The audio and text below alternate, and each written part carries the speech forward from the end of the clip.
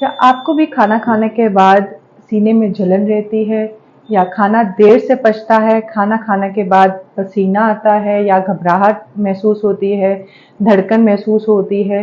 तो इस बीमारी को हम मेडिकल टर्म्स में एसिडिटी या एसिड रिफ्लक्स के नाम से जानते हैं। एसिडिटी या एसिड रिफ्लक्स उसे कहते हैं जब हमारे पेट का एसिड की प्रोडक्शन ज़्यादा होने लगती है और हमारे गले तक वो आता है और मुंह तक आ सकता है, जिसकी वजह से हमारे मुंह में कड़वाहट बनी रहती है, दुर्गंध बनी रहती है और खाना खाने का मन नहीं करता है। पेट का जो एसिड होता है अक्सर खाना पचाने के काम आता है। उसकी प्रोडक्शन अगर नॉर्मल रहती है, बैलेंस्ड रहती है, तो वो खाने को अच्छे से पचाता है और उसके जो न्यूट्रिशनल वैल्यू है या जो विटामिन्स है वो बॉडी को एब्जॉर्प्शन करके उसको प्रॉपरली इम्यूनिटी बढ़ाने में हेल्प करता है। पेट में जो विटामिन B12 प्रोड्यूस होता है उसकी प्रोडक्शन को मेंटेन करके हमारी ब्रेन हेल्थ को मेंटेन करता है। यही अगर हमारा एसिड लेवल ज़रूरत से ज़्यादा प्रोडक्शन होने लगती है तो हमारे जो B12 जो विटामिन है उसकी प्रोडक्शन कम होने लगती है, जिसकी वजह से अल्टीमेटली हमारी मेंटल हेल्थ डिस्टर्ब होने लगती है, हमें एंजाइटी, डिप्रेशन जैसे सिम्टम्स फील होने लगते हैं। एसिड रिफ्लक्स के कारण अक्सर हमें सीने में जलन महसूस होती है, अक्सर खाली पेट या खाना खाने के बाद, जो कि लेटते समय बढ़ सकती है, सोते समय बढ़ सकती है, या हमें अक्सर महसूस होगा कि हमारे गले में कोई चीज रखी हुई है, लंप जैसी फीलिंग आने लगती है। अक्सर ड्राई कफ बना रहता है और अगर जिसको सांस की कोई दिक्कत पहले से है, अस्थमा टाइप कोई प्रॉब्लम्स है, तो वो एग्रवेट होने लगती है। तो ये सारे सिम्टम्स हमारे एसिडिटी या एसिड रिफ्लक्स के सिम्टम्स माने जाते हैं।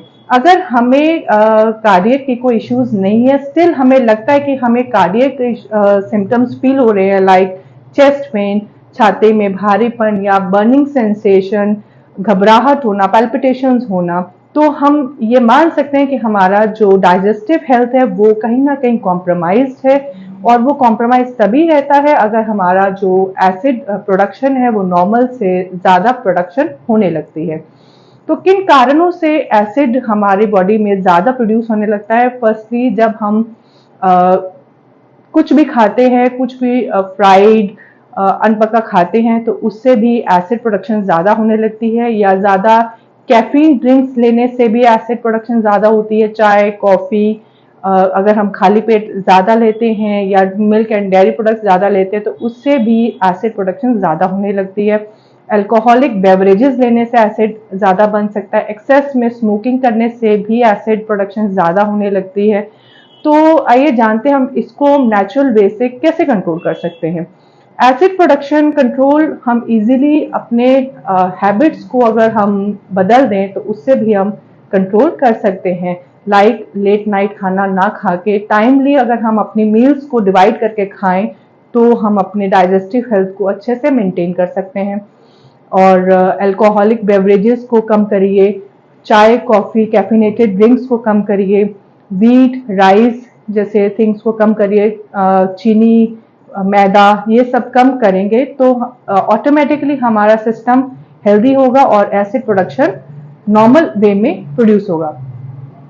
प्लस अगर हम अपनी डाइट में बनाना जैसी फ्रूट्स को ऐड करते हैं जिसमें पोटेशियम लेवल अच्छा रहता है तो वो एसिड प्रोडक्शन को कंट्रोल में रखता है। इलायची हो गया, एलोवेरा हो गया, ऐसी चीज़ों को आप ऐड करिए जिससे नेचुरल वे में आपके जो एसिड प्रोडक्शन है वो बैलेंस रहेगा और आपका डाइजेस्टिव हेल्थ बैलेंस रहेगा। और साइड बाय साइड आपको फाइबर इंटेक अपना अच्छा रखना चाहिए जिसके कारण नॉर्मल वे में बॉडी डिटॉक्सिफाई होती रहेगी और हेल्दी रहने में हेल्प करेगी। Thank you so much.